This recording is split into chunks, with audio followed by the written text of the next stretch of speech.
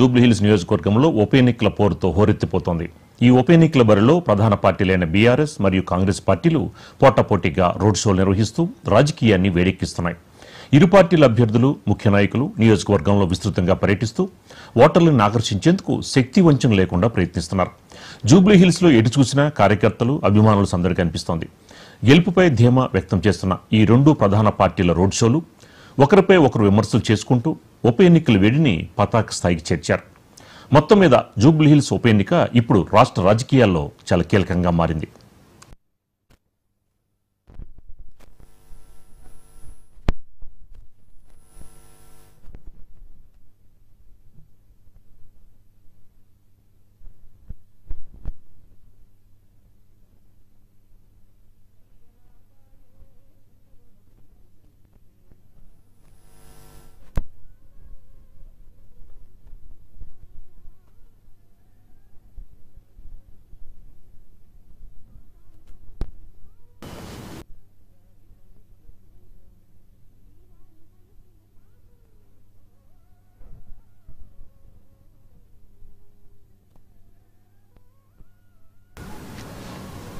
హైదరాబాద్లోని జూబ్లీహిల్స్ నియోజకవర్గంలో ఉప ఎన్నికల పోరుతో హోరెత్తిపోతోంది. ఈ ఉప ఎన్నికల బరిలో ప్రధాన పార్టీలైన బీఆర్ఎస్ మరియు కాంగ్రెస్ పార్టీలు పోటాపోటీగా రోడ్ షోలు నిర్వహిస్తూ రాజకీయాన్ని వేడెక్కిస్తున్నాయి. ఇక ఇదే అంశానికి సంబంధించి మనకి మరింత సమాచారం మా హైదరాబాద్ బ్యూరో శ్రీనివాస్ అందిస్తారు. శ్రీనివాస్ గారు, ఏంటి మొత్తానికి జూబ్లీహిల్స్ ఉప ఎన్నిక చాలా హాట్ గా ఉంది. ఏంటి మొన్నటి వరకు మహిళా ఓట్లు అన్నారు, తర్వాత మైనార్టీ ఓట్లు అంటున్నారు. ఏంటి అసలు ప్రజల నాడి ఎలా ఉంది? జూబ్లీహిల్స్ ఉప ఎన్నికల్లో జూబ్లీహిల్స్ నియోజకవర్గంలో ఉన్న ప్రజల నాడి ఎలా ఉంది? రాజు గారు, ప్రస్తుతం మనం రైమత్ నగర్ డివిజన్లోని కార్మిక నగర్లో ఉన్నాము. నిన్నటి వరకు మంత్రులు, అదేవిధంగా ఎమ్మెల్యేలు ప్రచారంలో పాల్గొన్నారు. కాంగ్రెస్ పెద్ద ఎత్తున ప్రచారంలో పాల్గొన్నారు. బీఆర్ఎస్ తరఫున ఎమ్మెల్యేలు, తర్వాత ఇన్ఛార్జీలు, అదేవిధంగా జిల్లా అధ్యక్షులు ప్రచారంలో పాల్గొన్నారు. కానీ ఈ రోజు నుండి జూబ్లీహిల్స్లో రాజకీయంగా వేడెక్కిందని చెప్పవచ్చు.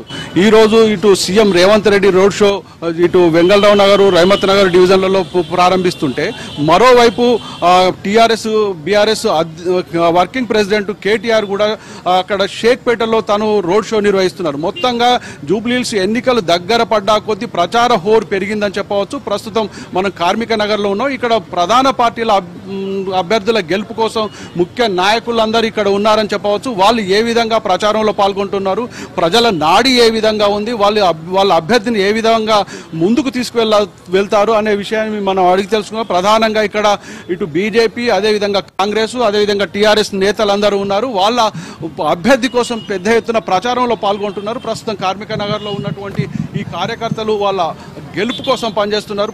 ప్రస్తుతం ఉన్నటువంటి పరిస్థితుల్లో బీఆర్ఎస్ ప్రచారం ఏ విధంగా సాగుతుంది, బీఆర్ఎస్ అభ్యర్థి ఏ విధంగా ముందుకు వెళ్తుంది? ఇప్పటి వరకు ప్రచారం బాగుంది. కాంగ్రెస్ పార్టీ వాళ్ళు ఇచ్చిన వాగ్దానాల్లో తులం బంగారం కానీ, 2500 కానీ మహిళలకు, ఫీజు రియంబర్స్మెంట్ కానీ, రైతులకు బోనస్ కానీ, ఈ విధంగా ఇచ్చిన వాగ్దానాలను ఏవి పాటించలేదు. ప్రజల్లో చాలా నిరాశ ఉంది. బీఆర్ఎస్ వైపు ప్రజలు మొగ్గు చూపుతున్నారు. ముఖ్యంగా రేవంత్ రెడ్డి సర్కార్ వచ్చిన తర్వాత ఉచిత బస్సు ప్రయాణము, తర్వాత సన్న బియ్యము, తెల్ల రేషన్ కార్డులు ఇచ్చామని చెప్తున్నారు.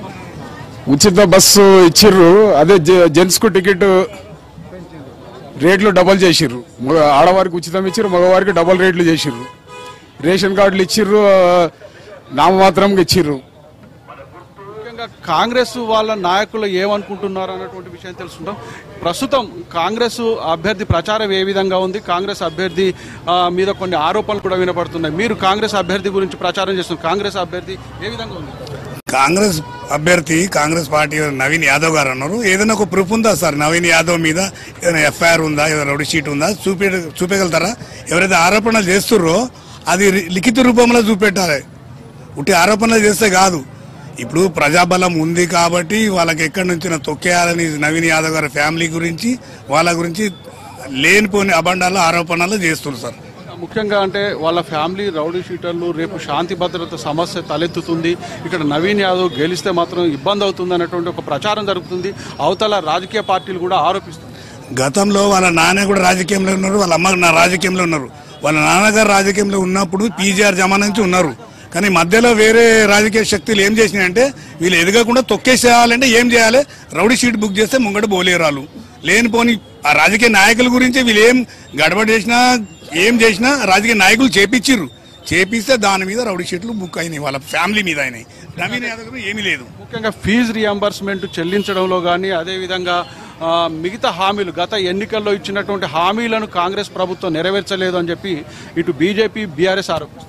అంటే ఇది ఒక తప్పుడు అవాస్తవమైన ఒక వ్యాఖ్యలను ఈరోజు బీఆర్ఎస్ బీజేపీ వాళ్ళు చేస్తారు.